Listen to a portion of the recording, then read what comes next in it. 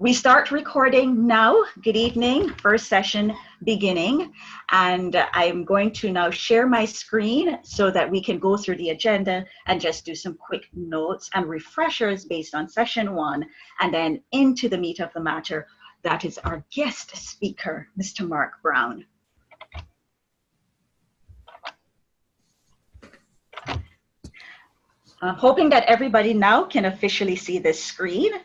And the whole idea or the theme behind this is the speech championship goes to Stanley. And the whole idea, as I mentioned before, is to explore speech contest training. But I'd like to say that this is not just for those of you who are actually competing. These are for those persons who had a fleeting thought of competing. And I say fleeting because you thought about it and you quelched the thought. And for those of you who didn't even think about competing, because there's some of you, one person in particular who has not even joined a club but is here, and I think that that is fabulous. So thank you all for being here, because the idea is that when you're done, you have the ultimate formula where we looked at in session one, the storyteller or the speaker. And today we're going to talk about the story or the content of what you would be sharing. So that's what we're hoping to accomplish with our session. The agenda, welcome, our introductions, recap of our first session. We'll then go into a very quick training overview and then introduce our guest speaker. Mark will have some time to present, and there will be a Q&A segment. But again, I want to say, please share your questions as they come to you in the chat between Mark, Fabiola, and myself. We'll try to see if we can address them as we go through. Oops. So who is Stan Lee? Last session, I asked that question. And there were some people who knew who Stan Lee was. There were other people going, who is Stan Lee? Haven't heard the name. But he is the co-creator of the legendary Marvel comics. I want to say to all you that I don't necessarily read comics, but I paid attention to Stan Lee when I started to watch the Marvel movies, because this is a multi-billion franchise, and they have all kinds of movies in that franchise. Everything from Captain America to the Incredible Hulk, Ant-Man to Wakanda Forever, Black Panther, and of course coming out this year as part of the series, Captain Marvel, which is a female-centric superhero. So Stan Lee is very fascinating, because if you watch all of the past movies, because as some of you would know, he died recently, but you will notice that he actually makes a cameo in all of the previous movies. So at some point you will see Stan Lee, and it's almost the wink and a nod to the formula of the Marvel movies. When we talk about Marvel comics and Marvel movies, rather, let me make the clarification specifically for me, for the movies. What I find fascinating is that it's all about reinvention, and Marvel comics themselves have a very colorful history. So if you were researching this brand, you will see that it had quite a few ups and downs. There was a time they were relevant, a time they became irrelevant, and then they reinvented themselves to be extremely relevant in our society today. What I love about their formula is that we have conflicted characters. None of their superheroes are perfect. There's this element of humanity that touches us, and we can empathize with them. And it doesn't even just mean they're superheroes, even their villains. Sometimes it's amazing that you feel sorry for their villains. There's this level of understanding that you have. They tackle serious themes with a wink and a nod. So they have done everything from conspiracy theories on how do we thin out our population because of the risk of overpopulation. They talk about what happens when the village abandons the child. They talk about what happens when we do not process grief properly. These are all serious themes, and themes that can touch anybody, but they do it with this twist and this humor behind it. So we'll talk a little about that. And last of all, this is a franchise that is timeless, crosses all ages, races, nationalities, from the serious comic lover to the movie lovers, and has even inspired nations, people. And I always will reference the fact that when Black Panther came out, they made the symbol of Wakanda forever something that most people would understand. There was inspiration behind that. So that is what I love when I look at this formula. And what does that have to do with speech, writing, and storytelling and speakers? Everything. Because in your stories, you're going to talk about your characters. When you are giving speeches, very often we touch on very serious themes, but how do we handle it? And most importantly, and Mark as a world champion shared this with me, our speeches, what we share, have to be timeless. When we speak, we have to cross all boundaries and leave some sort of inspiration or motivation to those who are listening. So not so different from the formula of the Marvel movies. We are in our second session. Last week, we had Wawik Najihal, who is the champion for Singapore and a 2018 World Champion finalist. That was Some of Us Are Born Superheroes. And this week, we have our 1995 World Champion, Mark Brown, with us, storytelling with a wink and a nod. And our final session is on the 12th of March. It's our grand finale. Stay tuned for more on that. Just as a brief, for those of you who weren't here last week, some of us are born superheroes, question, statement, but some of us are naturally gifted.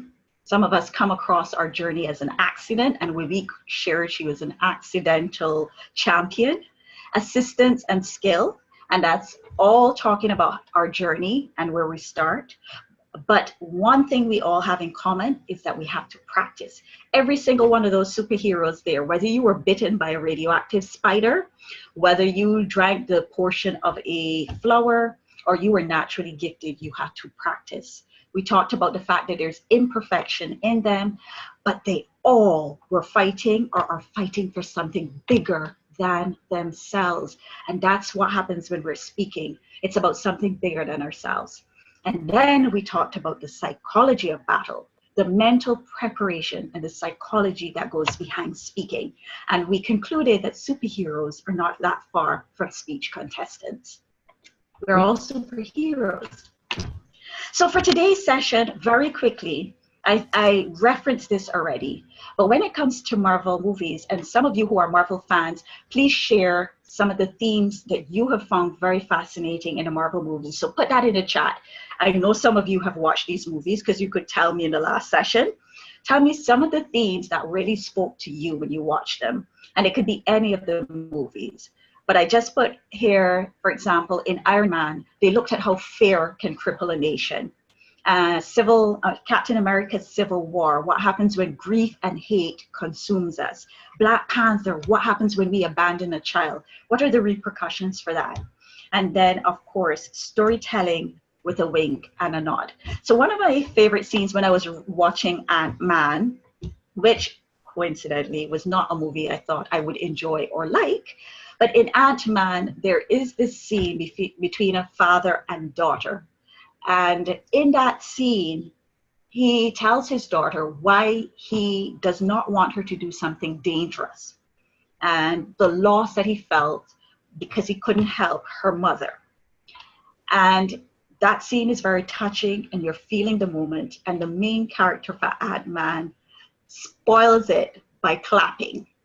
And then he catches himself and he goes, I think I ruined that moment, didn't I? And I love that because you're getting all emotional there. And then he just randomly interrupts the moment. And it's very hilarious how it's done.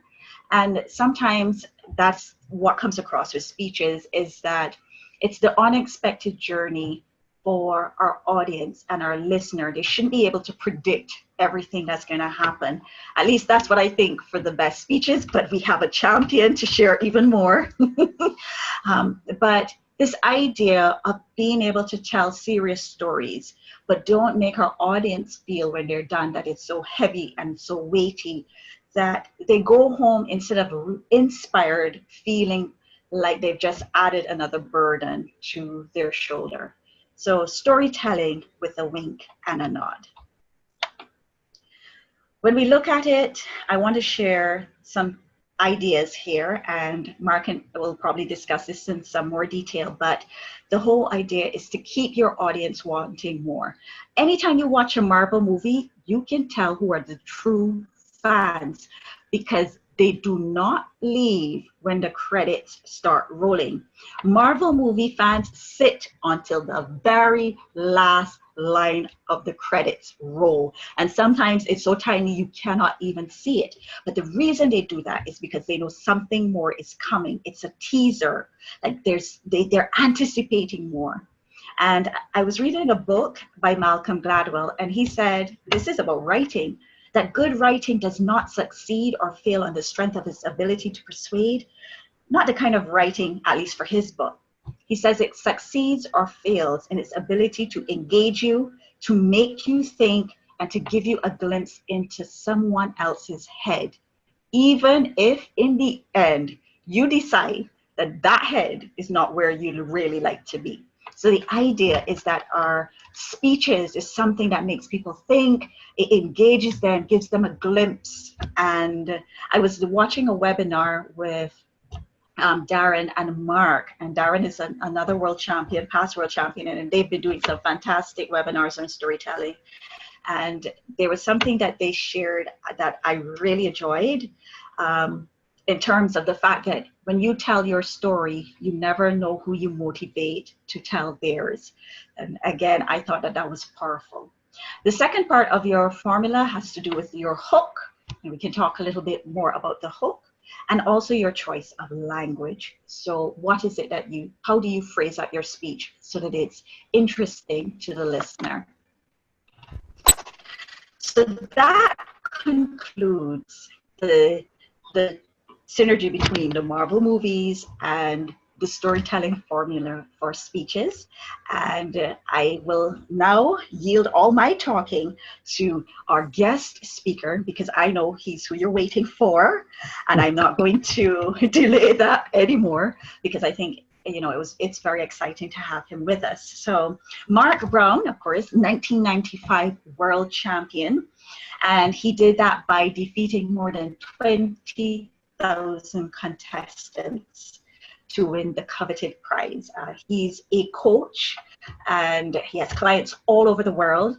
Mark has been so helpful for me in my journey as the district speech contest winner. Special thanks to Ingrid for connecting us.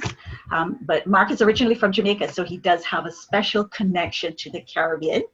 And he's delivered more than 3,500 presentations. More than 1.7 million people on 5 continents have benefited from his wisdom. So we feel honored to have him. Mark has even been nominated for an Emmy Award. I couldn't think of anyone more special to have with us than my coach, and someone full of great information, and someone who has left me inspired, and I know he will leave you motivated. Please help me welcome the 1995 world champion, Mr. Mark Brown. And Mark, over to you. Anik, thank you very much. Thank you very much. It is really special to be with this particular group because District 81 represents the Caribbean. And to my knowledge, I am the only Jamaican, even though I won as an American citizen, I am the only Jamaican to have won the Toastmasters World Championship of Public Speaking.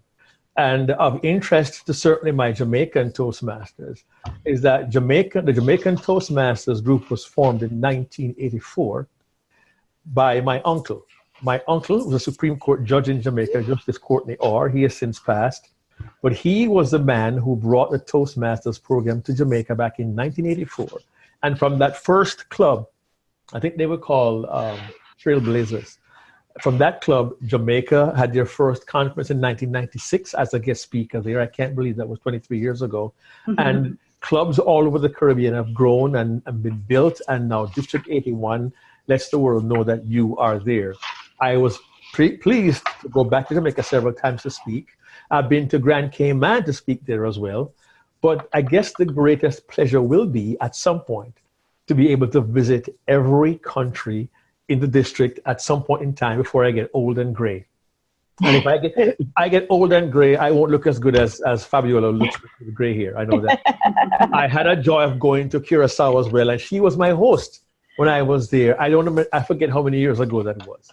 So I must make my preamble, my thanks and my appreciation, my congratulations, and how much I appreciate being able to share with you today a couple of things I've learned over the past 25 years about the power of stories and how stories can really help us to be effective, not only as contestants, but as presenters. And the first truth I really want everyone to grasp fully is that your life, yes, you are talking to you, all of you, your life tells a story. And there's someone out there who needs to hear it. And sometimes our stories may cross. There are parts of our stories that can link us to other people, but our lives all tell stories. I was curious to learn that Vivek and I have something in common. I found out from Anik that Vivek was an accidental champion. That was my experience. I entered my first Toastmasters contest in 1994, 25 years ago, and I'm hoping there's nobody here who was not born back then. I really begin to feel old.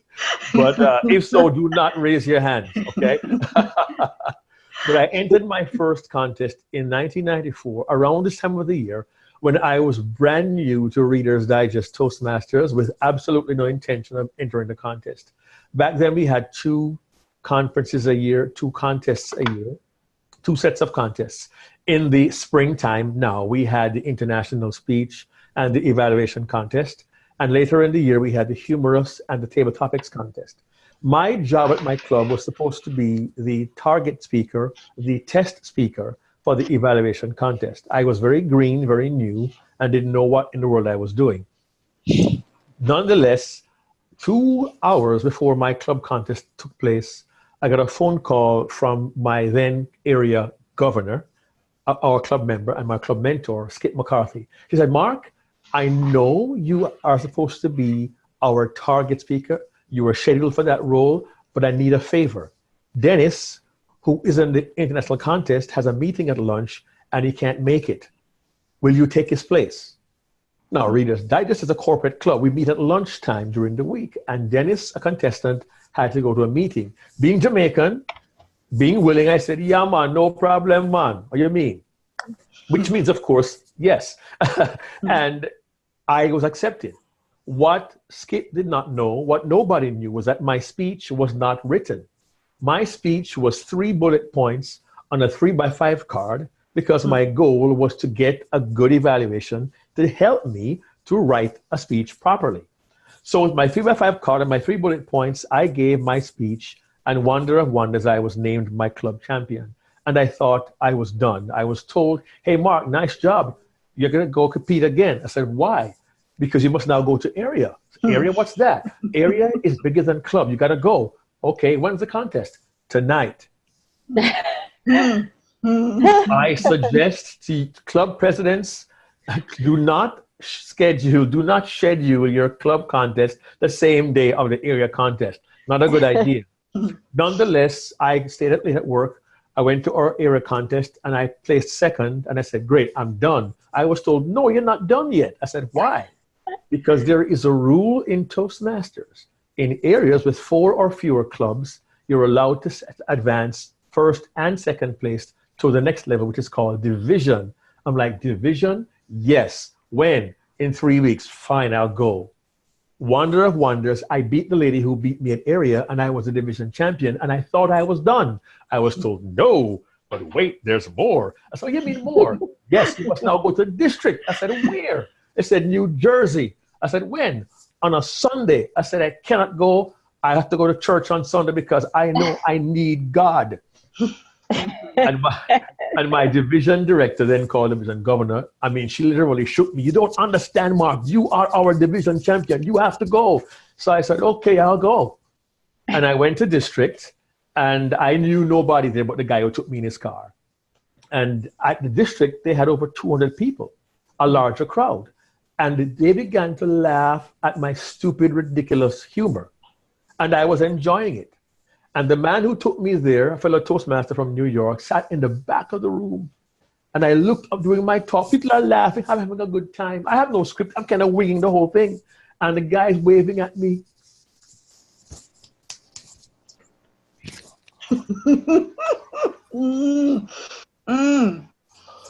So I figured he wanted me to stop talking. So I looked down, saw a red light was on. I ended my speech, went back and sat next to him, and he said, Mark, I don't know. I think you went over time. And I know this might upset those serious contestants. I didn't really care. I had no plans to be there in the first place. I was simply along for the ride. Wonder of wonders, they announced I was the winner, and I was totally surprised by that. And I found out later that someone let the cat out of the bag and revealed the timing report. It turns out at that contest, I had spoken for 7 minutes and 29 seconds. Wow. One long deep breath and I would have been disqualified. It was then I discovered I had to go on to level 5, which back then in the olden days was called the Regional Convention in June in St. John, New Brunswick, Canada. And back then you had to write a new speech for the 5th level semifinals, which I did. And I went to Canada, gave my speech, and I was told I won the contest. And I was really excited. There were several people on stage, and I went up and I shook a few hands quickly, and I went and I got my trophy, and I smiled, and I got photographs, and I was smiling. It felt really, really good. And I was a green Toastmaster. I hadn't even got my first 10 speeches in yet. Yeah. Wow. And I found out later that weekend, I had hurriedly shaken hands with a tall, distinguished man standing on the end, a Canadian Toastmaster. It turns out his name is Neil Wilkinson. At the time, he was the president of Toastmasters International. I just kind of blew right by him. I completely ignored him. I had no idea who he was. 25 years later, Neil and I laugh about this encounter because I did not know who he was. As a matter of fact, I qualified for the World Championship. One of my goals was, I had one major goal in 1994. That goal was to complete 10 speeches and get my first certification before I went on stage for the final. That's how green and inexperienced I was. And the certificate back then was called CTM, Competent Toastmaster, not CC. Yeah. But my CTM certificate is dated, I think, August 13, 5 days before the World Championship. Wow. And of course, I got there. I was quite amazed, quite in awe what was going on. And I ended up drawing speaker number 1 in the finals. And many people get concerned about that. But I realized, go out there, do your best, which I did and did not place. But I learned a whole lot. I got a mentor shortly thereafter, and I'll give you the Reader's Digest condensed version. A year later, went back to my club. I competed there and came second at my club in 1995.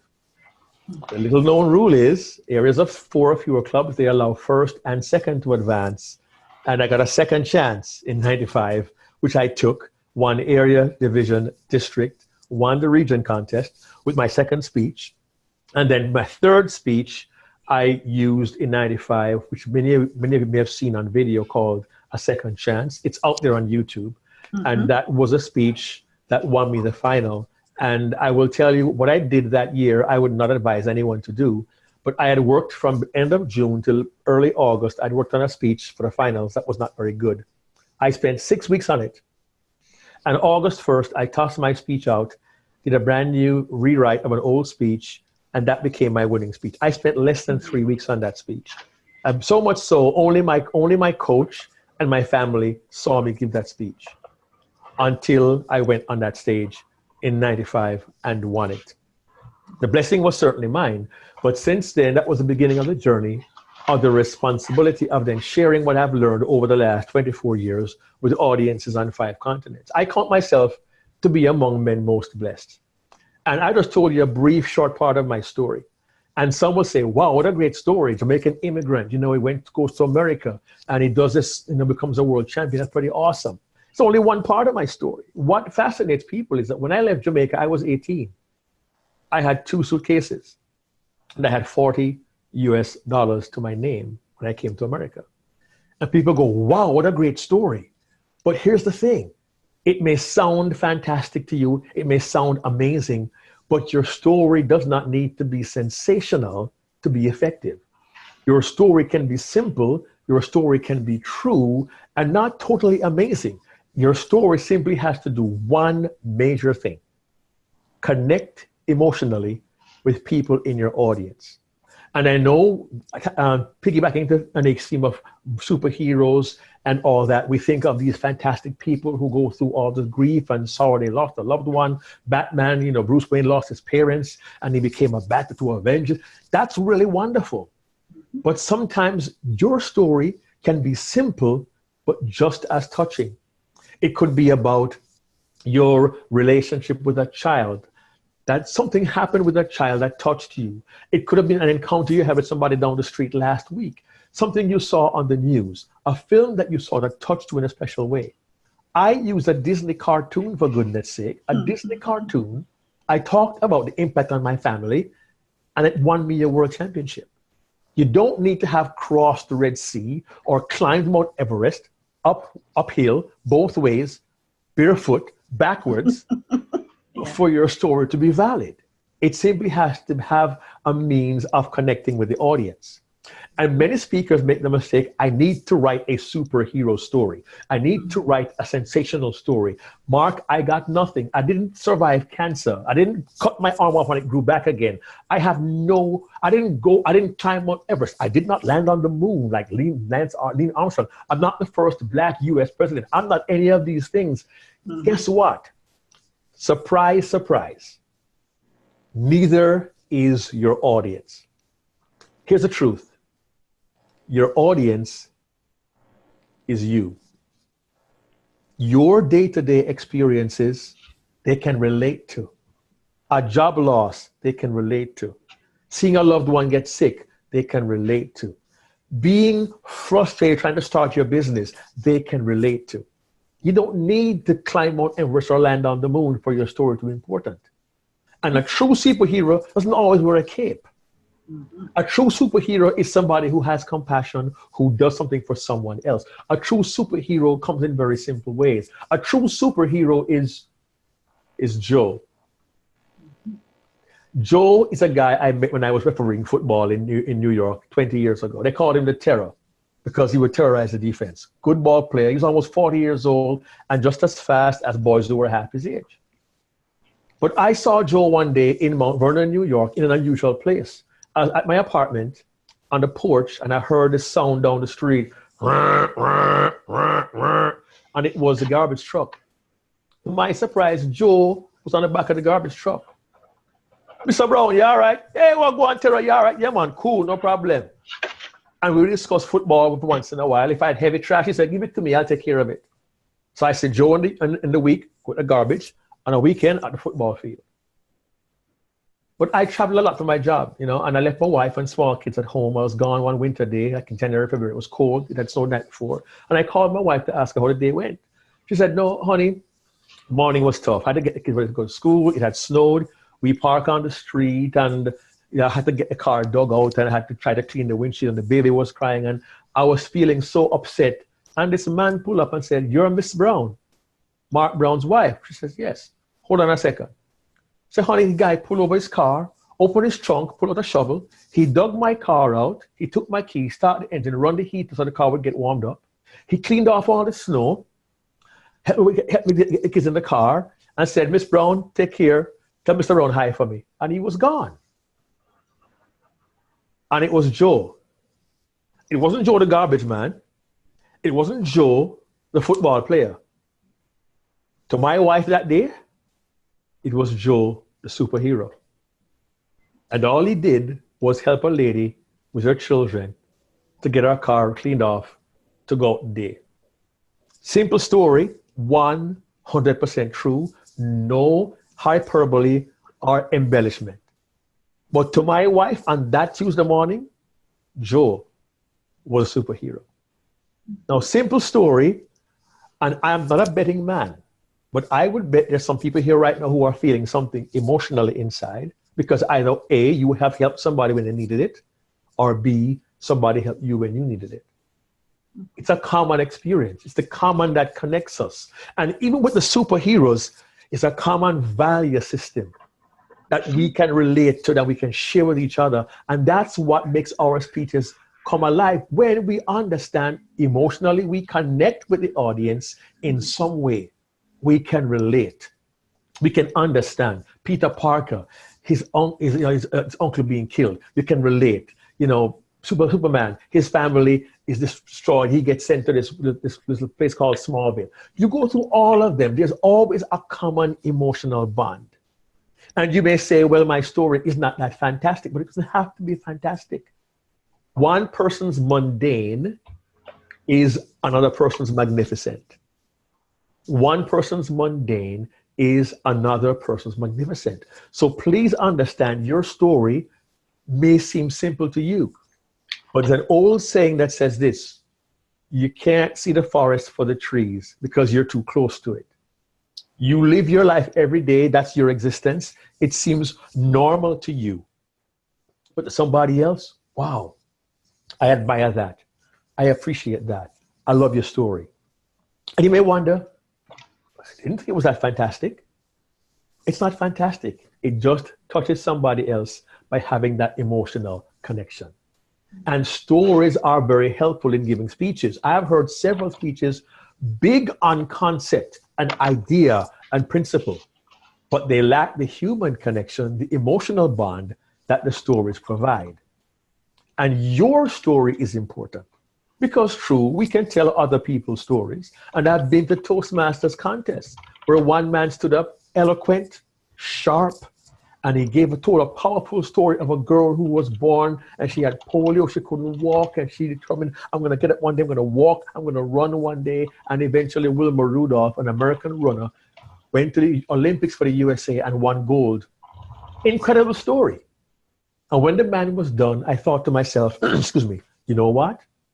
I could have gone on that stage and I could have delivered the same speech word for word, and it would not have made any difference, because I knew absolutely nothing about the man who delivered the speech. Your audience wants to hear you, but trust me, your audience also wants to know you. And your stories help the audience to see who you are, understand your perspective, glean from your experience, your wisdom, your expertise, learn from your lessons as well. Now, I don't know if many of you have had a chance to review past Toastmasters World Championship contest on YouTube. Happily, in this day and age, it's available. Back in my day, not so much. But if you look back over the last several years at the champions, starting with last year, Ramona Smith, the Ladybug speaker, what did she do? She told us about her struggles of being a fighter, being knocked down, but she's still standing. We got a glimpse in her life. Sherry Sue was second, same thing. Anita Payne Taylor was third. We got a glimpse into their lives. That's what happens. Manoj, the year before that, we saw a picture of his life with romance, trying to find a girlfriend. We got to experience his life. You go back the last several years, every champion told a story about their life, and we felt some kind of connection with them. So your story is an important part of what you want to say. It is to not dilute your message. You need a message. You must have something of value to say. And if you're going to compete, take a look at the judge's ballot. It asks that the speech have some value for the audience, right? But when you tell your story, share your experience, even share your failures, like Ramona Smith did last year, or like my friend Dhananjaya Hettiarachchi did back in 2014. I see something in you, one of my favorite speeches. When they share their failures, you feel a bond. I understand what it was like. I can understand failing in a relationship. I can understand not doing so good in school. I can understand having to make a different choice. All of us can relate to that. So when you tell your story, it's a connection with the audience. Now, some say, Mr. Brown, Mark, my life is a mess. I really don't want to tell my story. Well, you know what? I love what my friend Craig Valentine, the 1999 world champion, says. Your message is a mess with age. Your message is a mess with age. And your mess, over time, lessons learned, can be wonderful tools that you can share with your audience to inspire them, to make them feel that they can that they can tell their stories and they can live their lives and they can learn from what you've taught them. So these things can help us to realize that what we have to offer is important. Now, if I had 4 hours, I could go through some techniques for getting the hook right and for using language well. But I will say this, going back to a slide Anik had earlier, she says, keep them wanting more. One mistake many people make, contestants and other speakers, they try to cram everything they know into one speech. You only have 7 minutes. Give the audience one solid nugget. Wrap that nugget into stories, anecdotes, some humor, and let that be the one single message you deliver in a contest speech context. Don't try and do too much, okay? The hook is something that can apply to everybody that keeps us common. In a previous slide, Anik said you have to have, it crosses all ages, races, and nationalities. I can say with pride, not arrogance, with pride, the speech I gave 24 years ago has been viewed, watched, and commented on by people all over the world. I've received invitations to and accepted invitations to speak on 5 continents, based loosely upon a speech I gave 24 years ago, and I still have the VHS videotape to prove it, okay? Because it was universal in scope, it could reach all people, all ages. I took that speech that I delivered to win the World Championship. I converted that 7-minute speech into a 50-minute youth keynote that I presented in junior high and high schools all over the world to 1 million kids in the last 25 years. Applied to adults at the contest, but used for youth. And that, by the way, Anik, is how I got the Emmy nomination, because somebody, they had a videotape done and somebody sent it off to the Academy of TV, Arts and Sciences, and it got the nomination for an Emmy Award for Outstanding Youth Program. But nice. The message was timeless. So when you share your stories, think about what's going to touch a viewer, because when you go to finals, you have people from Middle East, from China, Australia, New Zealand, Africa, Singapore, the Philippines, Korea, Japan, all over the world. What can I share with a global audience that's going to resonate with them? So think global, think universal, think international when you write your speech. What message can you give to a global audience that they'll remember and act on? And as you begin to craft your contest speech, also think about this. You have 7 minutes to touch the hearts of thousands. You get one shot. What would you really tell them? Okay? And when you write your speech, think of the message, what stories to wrap it in, and then use language that people can understand on a global scale. Language to me is a visual tool. Words paint pictures. And if you use words well as descriptors, use adjectives, use adverbs, use onomatopoeia, bam! We know bam is a sound. It actually means something got hit. Use all those little techniques and tools, not to give a good speech, but to deliver an unforgettable experience. So I kind of say all that to give you an idea of the power of story and to let you know that stories drive messages. You will find in the corporate world, companies are now using story to tell you who they are, what they sell, what they market, what service they provide. It's not just we make the best ice cold cups in the world. They tell the story of why they do this, why they serve. So story is really a key part in what you need to do to deliver an effective speech. And if you do it right, and if you do it well, to somebody at some point, somewhere, you can be their superhero. So I encourage you, tell your story, deliver your message, share a part of yourself with the audience. They'll remember you, they'll respond to what you say, and you never know. 10, 15, 20, 25 years down the road, somebody will say, I remember what you said. To this day, I still get amazed. People tell me that. I remember what you said to me 10 years ago. I will not forget it.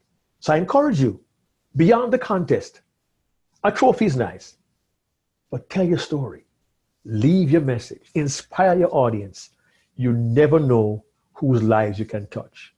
I know my time is short. but I gave you a little overview of where I've come from, the value I've found in story. And I'm hoping that as questions come and I respond to them, it will help you to see how story has helped me tremendously in my professional career, because now I speak full time and I also coach speakers all over the world. And I have one guy in Barcelona, Spain. He will contact me just because, Mark, I got a new keynote. I want to work on my story. Let's get together. And he'll hire me once a year for like 2 or 3 sessions just to work on his stories. And that can be you if you do it well and do it right. So Mark, thank you very much. I saw people taking copious notes and being very engaged. I have a half a page already Okay. of all these nuggets from you, but I have some questions for you. Certainly. You made an interesting statement when you talked about the fact that in 1995, your Yes. world champion speech, Yes. you took a huge risk Yes. and you reworked that speech.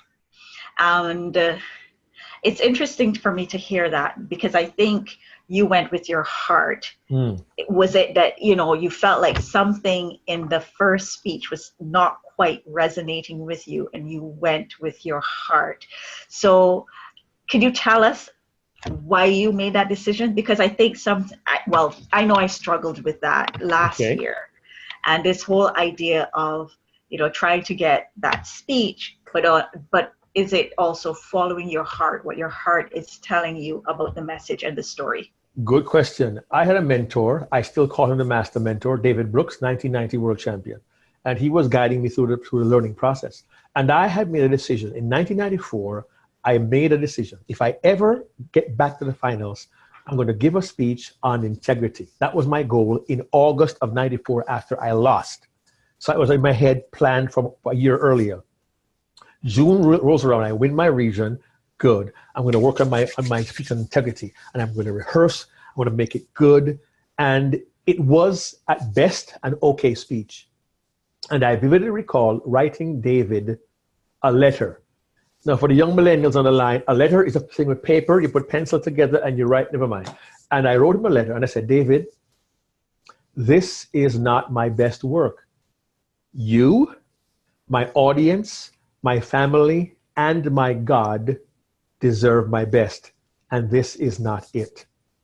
I knew I was not giving my best. And I was a little despondent. He said, well, look, just calm down. Perhaps you have something you've already written before that you can work on, a good message, and you can really make it resonate and do a better job with it. Think about that. And I did. I went back to my 1994 semifinal speech, which was called Take a Second Look. I gutted it. I left the Beauty and the Beast story and the story of the reporter Pat Harper, and I reworked the whole thing. I had then, a year later, learned how to use language better. And with David's guidance, I had better metaphors. And I literally rewrote the speech. I had a little bit of time to rehearse it because, I began to rewrite August 2nd. And I got a chance to rehearse it with my stage coaches who were in New York City, Rob and Randy Gedalia, and they helped me with my presentation style. Dave was writing script ideas, construction. So I had 2 sets of coaches. I met with them on a Tuesday before the finals at their apartment for one session. They videotaped me and I saw the physical presentation. I met with David Brooks on the Friday before the contest Saturday morning. My family had seen me rehearse several times, but not my friends, not my fellows. Nobody at my club saw it. Matter of fact, when I got to San Diego that week, that Thursday afternoon, I had met a fellow New York Toastmaster who had seen the old speech. And he pulled me aside and said, Mark, I really hope you polish that speech up. I said, David, just wait. Tomorrow you'll see what I did. Yeah. Because he had no idea I changed my speech. It was a risk, but my heart said, this is not my best. And I said to him, you, my audience, my family, and my God deserve my best. And I put my head down, I worked on that speech, and I felt I was ready that Saturday morning in August of 1995. And I could not wait. I was like a caged bull trying to get out to leave this one message with that audience. And so I did take the risk. Sometimes safe is not the best way to go. But my conviction, Anik, was that I needed to do it, was the right thing to do. And so I did it. Win, lose, or draw, I knew it was the right thing to do. That was I my love reason that. to do it. So, yeah. I love that. I love that because in the end, if you want to connect with your audience and you want your message to resonate, it has to resonate with you first. Yes, yes. You have to love it and you have to feel it in your heart. And I think sometimes that's the risk. But we also have, it is a risk. But you know what? You had determined, regardless of the outcome, that it would be a risk that you would be happy with. Yes. So, you know, for all of us as speakers, we have to determine what really is our outcome. Well, you know, what it is, what in the end we want. Because for me, I had to tell myself, even as competing at district, when I started to get at district, I felt a lot of pressure, and I felt a lot of stress. And I had to say to myself, you know, the reason why you started was that your message could touch at least one person in your audience. If you keep that in mind, you'll be true to yourself. So I love that. You know what? I'll be really blunt about this, Anik. This is not it. This is something else. But so many people, they look at this. You know, I want to get one of those. I want to be a world champion. And they tell themselves, I'm the next world champion. And that's fine. Self-talk is good. But I love what my friend Darren LaCroix says. If all you want is a trophy, I'll buy you one. You enter the contest as an intense, quicker way to improve, to get better, to be better. Goal is simply the trophy. If you focus on that, you're going to miss the focus on your message, on your audience. Your message must serve your audience. And if the trophy is the only goal, then your priority is a little bit askew. Now, I can't force anyone to change their focus. I can simply share with you that 25 years in, I have learned that so many people lust after the trophy, the precious, as Darren says, and get lost in, and they get, if they don't win, they get hurt, they're emotionally devastated, and they miss the point. But you had 7 minutes with 2,000 lives live and tens of thousands more live streaming and on demand for years to come, and you were focused on a piece of lucite. How many people would love the opportunity to tell the world something important? Mark, you're giving me chills. I'm just saying I had to make that decision because I wanted my words to count for something, win, lose, or draw. I love that. Because, you know, I walked away from the world champ, the semi-final rounds, and I was as ecstatic for a week as if I had won. Oh, wow. Because I just felt like I loved her message. I loved her story. That's also why I wanted for her to be part of our sessions, because I felt that. And I just thought, you know, if you can walk away regardless, as you say, of the outcome, feeling satisfied with what you've shared, and to your point that somebody else is touched by it, then it's worth every minute of it. That's my heart. So I'm happy to say, with total transparency, that was the goal. Leave the message. So. And then we also have another question for you, and I'm going to ask Finley to unmute himself so he can ask in a little more directly, but he wants to know about the hook. So Finley, over to you. I can see something on the screen. Not sure what it is, but I know Finley's there somewhere. Hey Mark, how's it going? So far, so blessed. Good stuff. Congrats again on your winnings. That's pretty cool. Great story. Thank you. I love the message that you gave us with regards to your story and what you thought was important. And I think I identify with the need to use my story to move forward. Okay. But I am interested in the hook. And what I mean by the hook are the elements that kind of bring people in a bit. Okay. I'm not so necessarily talking about the romantic side of the message, but more the strategic side in the message. So you only have, in a contest speech, you have 7 minutes.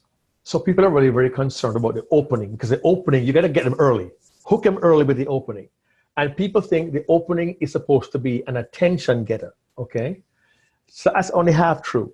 A good opening is to get attention and make connection. A good opening is to get attention and make connection. If the audience isn't connected, if they checked out, what's the point? Okay? So you're always thinking what would be of value to my audience? What's important to them? And happily, within a Toastmasters environment, we have had a general sense of what messages resonate. And sometimes you can change direction. But if you know that by using language, using a story, using a shocking statement, you can get them immediately to pay attention and wonder, where's he or she going with this? Why would they say that? You know, in my case, 25 years ago, I wouldn't do it now, but I use the quote, you never get a second chance to make a first impression. And I go, okay, I've heard that before. Why is he saying that? Okay. And if you can get the audience early enough to want to engage, to want to find out more about what you have to say, in a contest environment, you want to hook them early. If you can't get your audience in the first 20 seconds to be with you, it's going to be real difficult to really hook them if they're off somewhere else, if their mind goes somewhere else. That's why I always encourage my clients to think about, whenever I speak, CEO of a company, whatever it is, whenever I speak about getting the audience involved early, you want to make sure, will this be valuable for them and will they have a relationship or a connection to my presentation? So the hook is to draw them in, engage them, and connect them to your message as quickly as possible, especially in the context of the contest. Mm-hmm. I hope that's helpful. Yeah, that was extremely helpful. Thank you so much. Okay, good. Thank you. And I'd like to say to everybody, keep your questions and comments going in the chat. If you're not brave enough to put it to everybody, you can send it directly to me or to Fabiola, and we are happy to pose the questions to Mark. Mark, one of the things before we started this session, based on the survey from last session, so for all of you who completed the survey, thank you very much. And it did not go unheeded. It's now going to be used in this session, because there was questions about judging and your knowledge of seeing so many champions since your own experience. So I'm going to share the screen with the judges ballot. Maybe if you take a few minutes and talk about some of the things that we need to think about in judging. And Miss Elizabeth, I see you're typing something, but it isn't quite finished. So I'm going to give you some time to finish that and just go over to the judges ballot. So Mark can talk about that for a quick second. I forget my glasses now. Okay. My age will show here. Okay. No problem. So I'm going to share the screen. Certainly. And then Jason and Giandra, we're coming to you guys because I see some questions coming. We've opened up the questions, but keep it coming because we have Mark with us. So the judges ballot. There it is. Mm-hmm. Can everybody see it? I know. Yes, we can. Okay, excellent. Okay. All right. So, and actually, this is helpful for those of us who may be called to judge.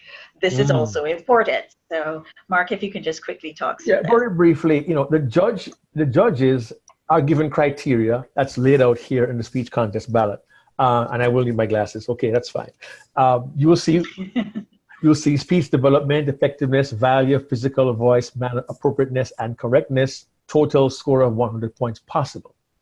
When they look at the first item, you'll notice that you get 50% of your score is based on content, the first three subcategories, and then 30% on your delivery, that is the next three categories, and 20% on language, the final two categories. Okay, so left, right. Speech development is structure, organization, support material. That is your speech haphazard? Do you go all over the place, or is there a logical flow to your speech? Your effectiveness. Do you achieve a purpose? Is it interesting? How did the audience receive it? Did they receive it well, right? And speech value. I love this. Ideas, logic, and original thought. Okay? People don't often realize that. They want to know, are you simply rehashing an old idea? Well, here is a secret. Secret. There are very few new ideas, but there are new treatments of the ideas. What I mean is a new treatment is your experience, your personal perspective, a different look at what you saw that you can share with us. People have mentioned the half empty glass forever and ever and ever, but maybe you want to talk about the glass being half full. You know, it's how your experience and your knowledge, things that you've received, can be brought out through the original thought and dealing with it. If you and how you logically express your ideas, all of those are speech value. Mm-hmm. The physical delivery has the physical, the voice, and the manner. That's your appearance, body language, and speaking area. How well you use your stage. Are you a little ant back and forth? Or do you use the stage to show us scenes? Does a place on the stage represent a character, an activity, an event, or an occurrence? How well do you use the stage there? Mm-hmm. Your body language, okay? Is your body language congruent with your words? Are you saying, man, my cat died last week and I'm so sad by it? That does not reflect sadness. So your body and your words work together. They must be congruent in your body language. Your voice, we've all been told, don't use monotone. But vocal variety is not just loud and soft or fast and slow. Vocal variety comes in, do you make nuances to depict different characters? For example, a man and woman having a conversation, husband and wife, and the wife says, honey, I can't believe you forgot my birthday. Oh, baby, I'm so sorry. Now, all I did there was, honey, pitches here for the wife. Honey, I'm so sorry for the man. A slight variation in your pitch. It could be a different accent to depict two different people. So when you say voice and big vocal variety, it's not just loud, soft, fast, slow. It's very many different nuances, accents, pitch, speaking rate, the pacing, the attitude of the presenter. If somebody is low, slow, and easygoing, whenever you mention that character, that's how they are. If somebody's always vibrant and excited, whenever you mention them, that's how they are. That's all part of the voice. It's subtle, but it can actually win you points when you present. Mm-hmm. Your manner. Do we believe you? Do you seem assured on stage? Are you confident on that stage knowing the audience wants to hear from you? Are you tentative? Are you timid? Are you uncertain? Your confidence on stage, your bearing, where you carry yourself, is also what the audience looks for, except when you portray a character who should be different. If you look at my speech, I talk about Pat Harper and the homeless, and I said, she dressed as they dressed, she walked as they walked, and she lived as they lived. I hunched my shoulders, became the character, and in that environment, I was not confident because I was a homeless person in New York City and I was cold. So your body has to show all of those things. They look for that. Appropriateness to speech purpose and audience. Is your language appropriate? Are you use words effectively? Are you using inappropriate terms? Are you using language that might be considered off color? And the thing is, in an international context, you also have to be aware that jargon may either be, one, misunderstood by different cultural groups, or two, may be offensive depending on what it means. So what may seem normal to you, okay, that son of a, you hear it normally, but to somebody else, highly offensive. So I always caution speakers to avoid localisms. Avoid terms that are common to you. I'm sure there are terms that you use in Curacao or Trinidad or Guyana or Jamaica that you laugh at, but you use that to somebody else. The language doesn't make any sense to them. It's, there's no connection there. And to respond to Fabiola, yes, your stage use is also important. I said, don't walk back and forth the whole time. You don't need to go all the way left, all the way right. They look for that. How do you manage the stage? And I was blessed when I was competing. Dilip Abhyasekar was our president back in 2008, I think it was. But I met him in 94. He said, Mark, your use of the stage for that speech was masterful. So you use a stage where they look for that. Correctness, your grammar, your punctuation, your word selection. Are you guilty of malapropisms? Mm-hmm. Do you say extinguished instead of distinguished? Mm-hmm. Do you say go in instead of going? Do you use words inappropriately? Do you pronounce words correctly? They look for those little things because they give you score. They score you from excellent all the way down to fair, And sometimes your presentation style might be the very difference that causes somebody else to get the green light and you get second place. So look at the judges' ballot. And I always advise people, when you rehearse, videotape yourself. And then watch the videotape, okay? But then watch the videotape and get a copy of the ballot and go through your ballot yourself and have your club members also do it and say, based on the ballot, what do you think? So you want to set yourself up, give yourself every advantage to meet the criteria in the ballot, okay? I saw a few questions come in. Anik, what are they?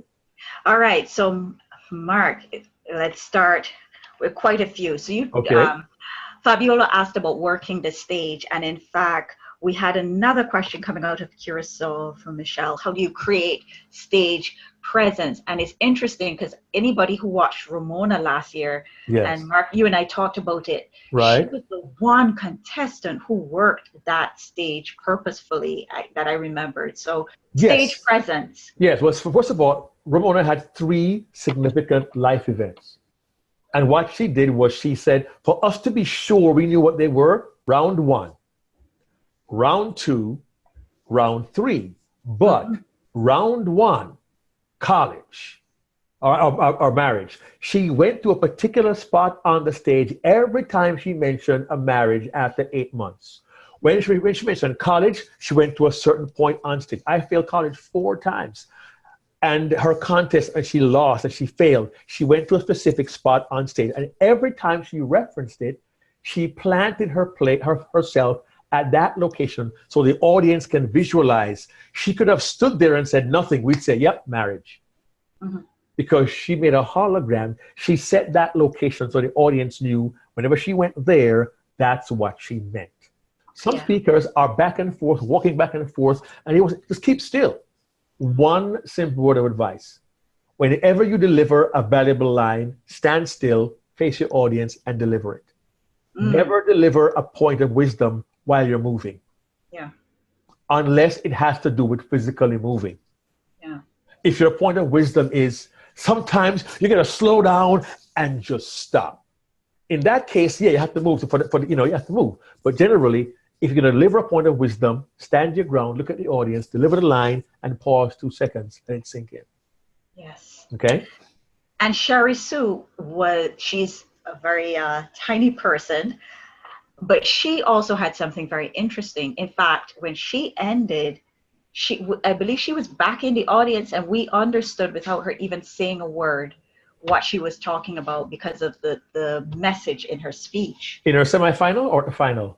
The finals. She said, how do you turn around? Hey, how do you turn? That's how you turn around. Yeah. You have to turn around. That was her thing.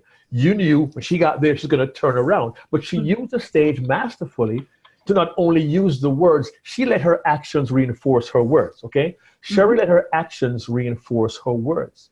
And you can do the very same thing. When you are moving during the speech and you stand your ground to deliver the line, you're planting in a place of power, and the audience knows, okay, something good is coming. You can almost get the audience to do that. You can almost train them to expect it. Yeah. Yes, and it can be done in 7 minutes if you use your stage wisely. Nice. Okay. And then Giandra is asking, how do we close the speech with a bang? And interestingly, Sherry, actually, I don't think she said anything to end her speech. It was actually her movement that helped to end her speech, didn't she? Exactly. I'm trying to remember. I think she did. So how do you close a speech with a bang? It's going to sound like a strange line, but sometimes the best dialogue can be nonverbal. Sometimes the best words can be no words. I'm going to bring you back to a speech you probably have never seen. 1999, Chicago, Illinois. World Championship, speaker number 9, the last speaker, we had 9 speakers back then, was Craig Valentine. And Craig Valentine, during his speech, made us realize we all need to take some time to sit in silence, settle ourselves, calm ourselves down, and center ourselves. That was his message. And I'm going to paraphrase his close. So Craig Valentine is close. He comes forward. So we know he's going to close now. And he said, friends, if I could leave you with anything, more than I could do as a speaker, as a father, or as a human being, if I could leave you with anything valuable, I want to leave you with this.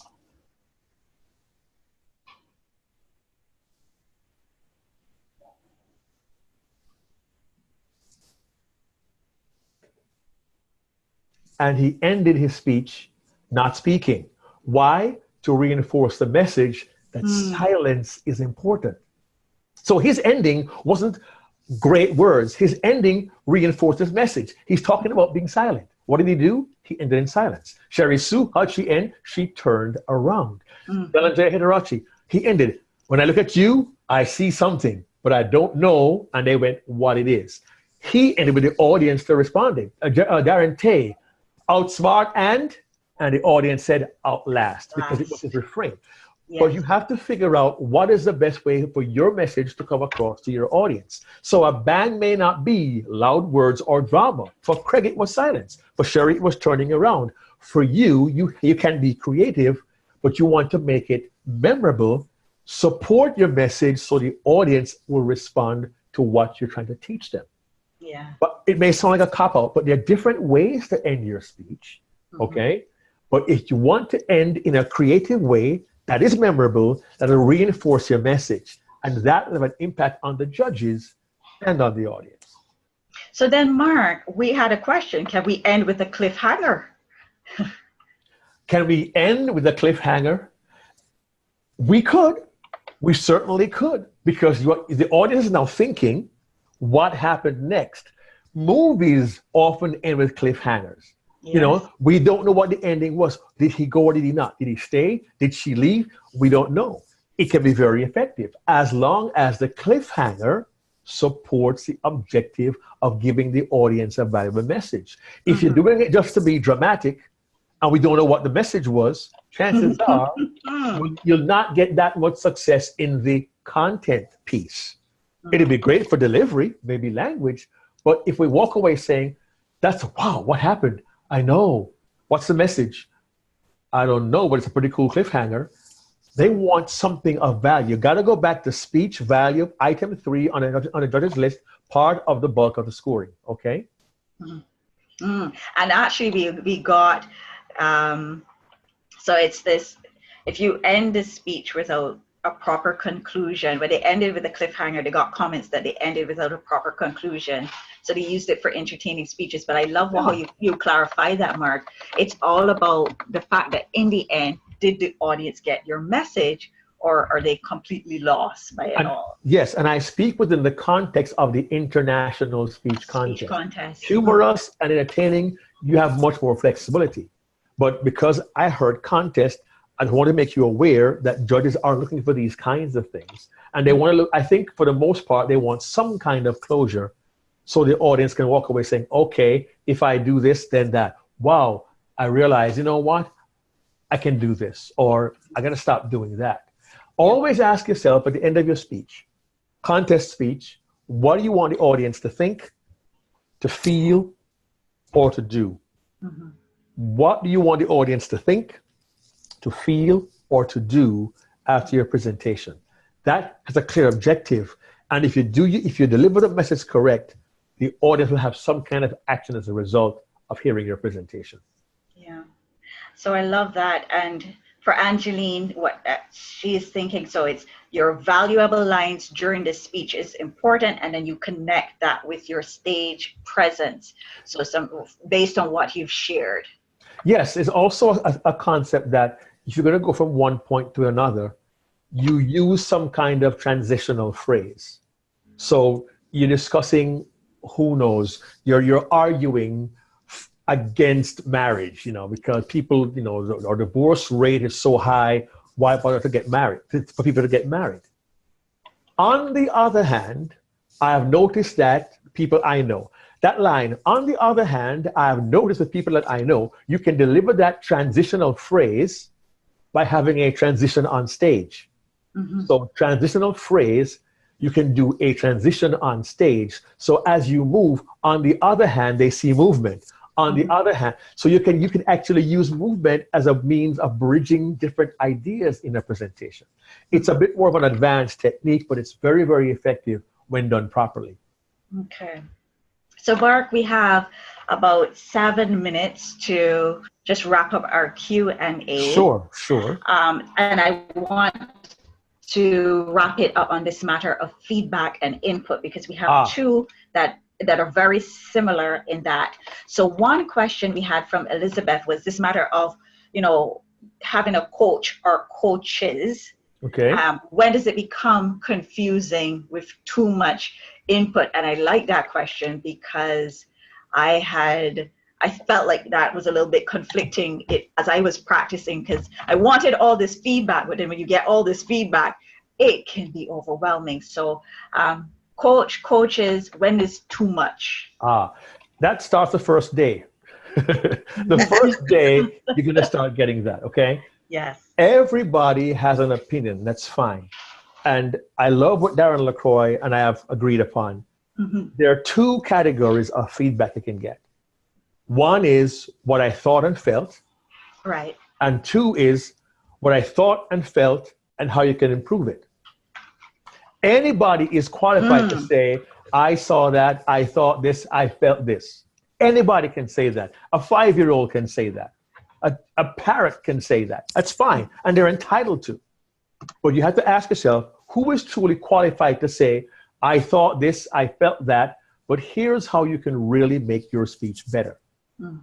Because be honest, Unique, be really honest. Have you ever gone to a club meeting when you were a contestant and you had two individuals give you two diametrically opposed opinions as to what you should do?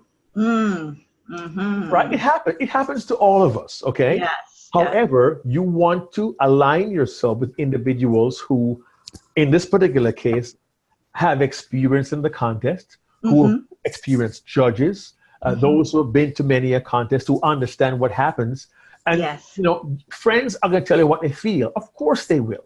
But are your friends truly qualified to understand the Toastmasters program? Do they know what the ballot looks for? Have they had the benefit of seeing, attending, or being involved in other contests previously? So it really is a small number of people who can tell you, I thought this, I felt this, but here's how you can make it better, and here's why. People come to me because I have 25 years in, and I'll tell them, I recommend you do this and this and this, and here's why I recommend it. Right. That's why people come to me and ask for help, because of the experience I bring. I'm not bragging. I'm just saying I have 25 years of being involved in Toastmasters, and that gives me an experience that somebody who they like may not have. And the opinions are one, but to tell you how to change it, that's kind of where you want to go. Nothing wrong with getting opinions, because you want to know how the audience reacts to your presentation. And sometimes the audience reaction tells you what to change. Yes. So do not completely discount them. But when you're in a dilemma, you have to make a serious decision. You want to find somebody who can tell you what to do and why that may be a better decision. And I like that feedback because, you will get a lot of things. Oh, yeah. But it was in working with you that helped me to put it in the context of the world stage, because you were making some comments as you watched my video at the district speech that made me think about things that I hadn't considered.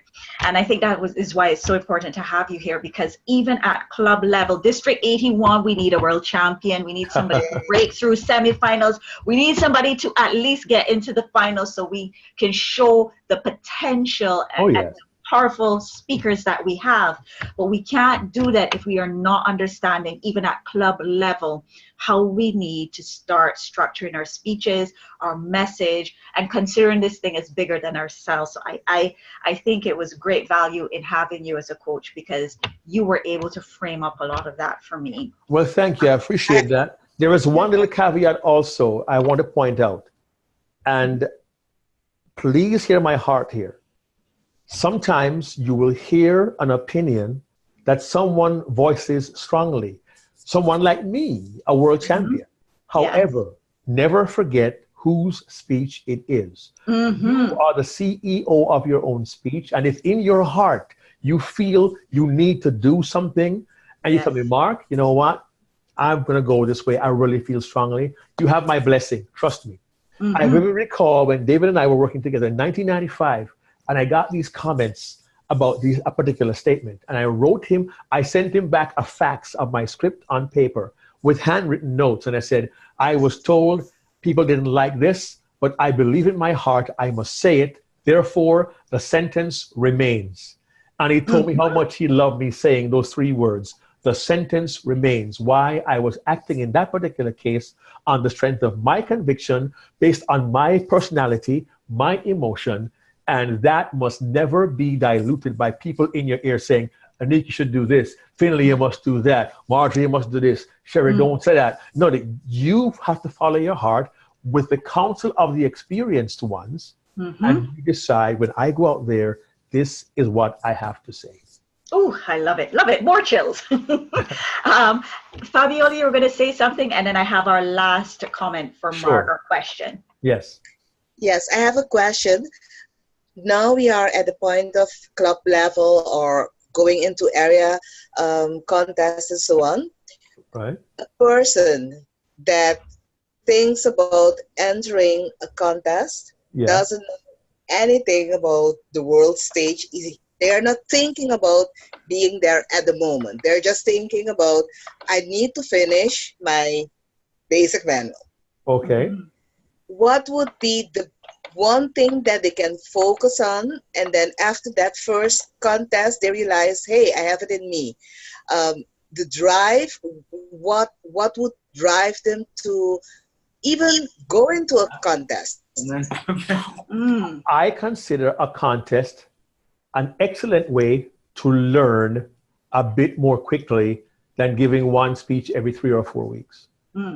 Because a contest forces you to do, and this is my opinion, a contest forces you to look at your writing. For me, I always recommend having a script for the contest. Why? You want to choose your words carefully to derive a special effect or a response from the audience. If you watch my speech from 95, you will see I use alliteration, I use rhyme, I use song, I use different devices. They're not random or haphazard. I wrote those deliberately to get a specific response from the audience. What happens in a contest is you begin to learn more about these kinds of devices. Metaphor, you learn to use dialogue, how to build characters. You learn the art of storytelling. You learn how to edit, how to be concise with your message, because you got to deliver a strong message in 7 minutes. You're learning skills you can use not just in the contest, but beyond. So if my goal is to learn and grow while delivering a message I think the world needs to hear, I think that's where the growth comes. From going through the experience, club and the area and division. Don't get too muddied thinking 6 contests down the road, I want to win the world championship. That may be a goal in your mind, but what must you do now? Is my writing good? Is my speech structure, does it make sense? Is my speech heavy on negatives? Is it all sad? Is it all fluff? Is there meat there? Is there a thread that runs through my speech, a theme the audience can pick up? Is my messaging clear? You learn to write and structure a good speech at that level. 6 months down the road, you get all the way to the finals. You go back to your first club contest, if you recorded it, and look at your finals and see how you have grown. That's what happens. You grow through the process of competing, and you become a better speaker for it, trophy or no trophy. And I can guarantee you right now, there are several Toastmasters finalists who either did not win or, God forbid, went overtime, who are now successful professionals because they went through the process, they grew, and now they earn a living giving speeches all over the world. And they don't have a trophy to show for it, but they learned through the process. Mark, thank you, because that's for all of you with fleeting thoughts of contesting or who have been like thinking you shouldn't contest or can't contest. I always tell people I competed with Toastmasters who were fresh in the program, and Mark talked about his journey that way. Vivek talked about her journey that way. So don't use these things as an excuse. Just go out and do it. So and Mark, more women need to be in the contest. I am so thrilled. I am so thrilled. We get the 1, 2, 3 last year. 1, 2, 3. In a year, we elected a woman president. So you had Lord Doley as president, and you had, you had Ramona, you had Sherry, you had, Anita. Wonderful. I love that. I love that. And it's time. Now, if you watch close to the last 5 years, real quickly, if you since 2013,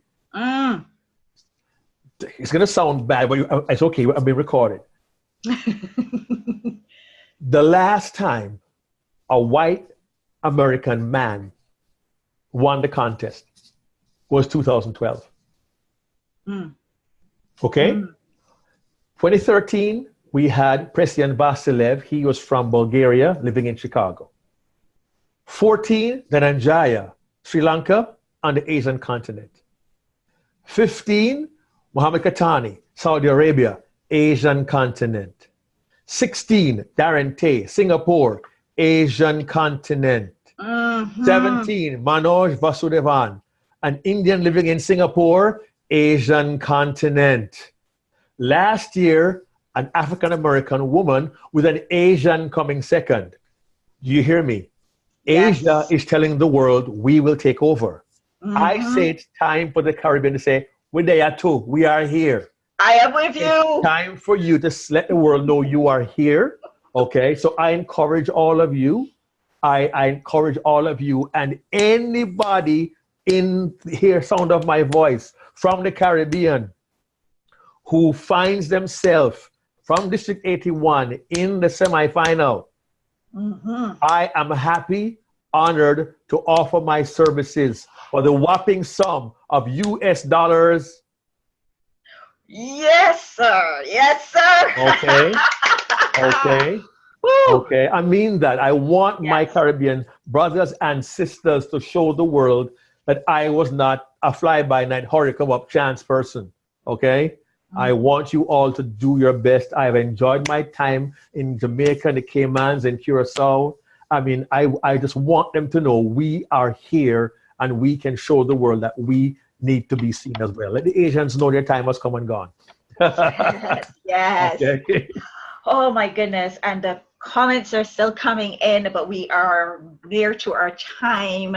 So I will, Mark, I may have to email you some of these if you want to share anything else. Yes, and I will answer them. I'll send them back to you. So on your next call, if you want to quickly respond. Yes. Or you know what? Get those emails to me. I have an idea which I will share with you offline. Ooh, I like it. You can do it, but you will understand. Send me. I have an idea for you. Okay. All right. So Sasha and Jason, I have not forgotten you all. I also have Sandra. Please send all the emails. Email me because we're trying to keep all of them, but it's really hard because we would be here all night. And all I can say is you all heard it here. We have someone who will help support the journey. We need to get that person in the semifinals and to the final stage. So Mark, you got some people fired up and I hope ready so. to go. I hope so. I mean that. Toastmasters said in a speech, fired up and ready to go. And thanks, Kimberly. I said that. Thank you. I said that. I am extremely happy to have our district director, Anita, with us. So as we wrap up, Anita, please, if you could share a few words with everyone and, of course, with our guest today. Hi, Anita.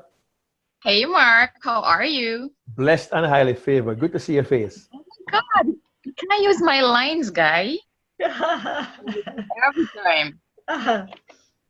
It was such a pleasure to listen to you as always. I think one of the things that probably added the most value is because, you're from right here, so you're from the Caribbean, and you speak the language you understand.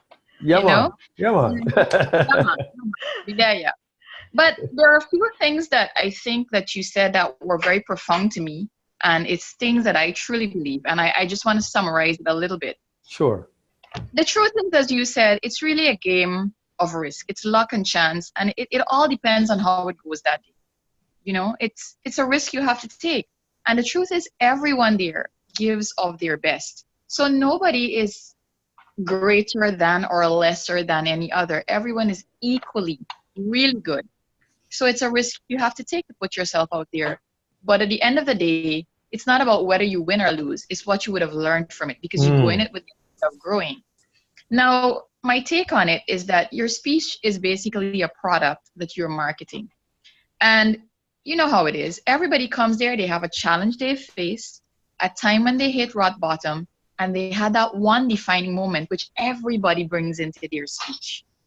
But at the end of the day, the message is all about how they overcame and what they learned from it. Because life is all about how we pass the test or how we learn the lesson. And all of the messages, if you examine them, it's how you differentiate your product.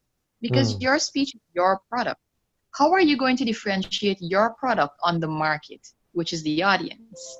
And what will make it memorable is your presence, how comfortable you are, how confident you are, and especially how sincere you are. And so you mentioned something that in seeking out guidance from your coaches, you always have to remember one thing: be authentic, stay true to you, because believe me, on that stage, people can pick up very easily the ones who are very rehearsed and mechanical and just rewording some idea you heard, and the ones who really are speaking from the depths of their soul, and they reach into your soul and rip it out and touch you, and those are the ones who win.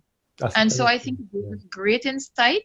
I actually look forward to a very intense competition this year. Okay. And like you said, I mean, it's about time that the Caribbean was on that stage. Okay. You know? Okay. You tell them that. Thank you. Well, with that thought in mind, if you have a pencil, a pen, a paper, a writing instrument, I want to reinforce what Anita just said with a Mark Brown-ism. It goes this. It goes like this. I think Anika already knows this. Authenticity and vulnerability bring credibility.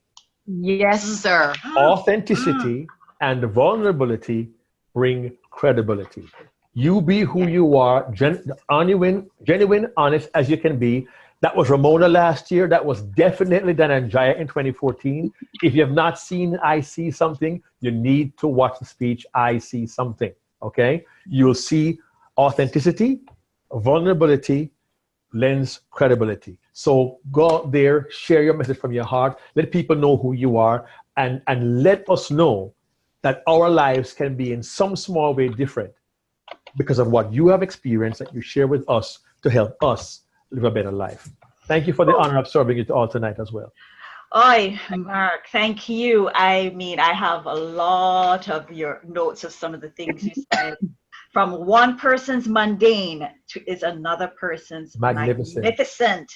I love it. I love it. I love it. And, you know, your life tells a story and someone needs to hear it. Mark, you have inspired this audience, because I will end this session by sharing something that Violet said, and it was, I have always been scared of the contest. Now I have a fresh perspective on the importance of the learning during this process. So in an hour and a half, we know that there's some of you who are now looking at how you speak, how you compete. I'm sure that you've got copious notes, and I hope that we will be hearing this throughout all of our clubs, because we have so many clubs represented. I would like to say a huge thank you for being with us. This is momentous. Fabiola shared today, we had 37 people who made it from all over the Caribbean. Excellent. Wonderful. But you know, it's a testament for the fact that they knew there was a world champion coming on this session and they needed to be here. It also is a testament to the strength of these sessions, because it has grown from our first session. So continue, everybody, to spread the word. Look out for the flyer on the finale. We only have one session left in March. You do not want to miss this. So sign up and share the word, because we will complete the series. And as Anita says, we are looking forward to a fabulous competition at our district convention. So Fabiola, just remind everybody, I think we'll have the surveys going out. You're muted now, Fabiola. You're mute. There you go. I'm also listening, so intent that I didn't prepare it. But All right. Make sure to send it out to everyone. Yes, that's okay, because I know this has been really good. We've been all making notes. So everybody, please look out for the survey. Give us your feedback. I know Mark is always loving to get this type of information. So Yes. we'll be looking forward to it. As I said, you will get the presentation itself. The videos have to be edited. Our guest speakers will have to review them, and then you will get it and you will be able to share. Thank you all for being here. Thank you all for being so engaged. The chat is busy. The messages keep coming. And everybody is so appreciative. To our district director, thank you for the blessing. To our program quality director, thank you so much for helping us coordinate this. Thanks to everybody who's been supporting it. And best of all, thank you, Mark, for being here. And thank you, Elizabeth, for being up past midnight. It is now 8, 9, 10, 11, 12. It's now 1:07 a.m. Wow. Thank you. Violet, also, thank you. It's 1:07 where you are. We appreciate you being up so late at night. Thank you very much. Thank you all, and have a wonderful night, everybody. God bless. Bye-bye. Thank you all. Good night. Good night. Good night. Good night.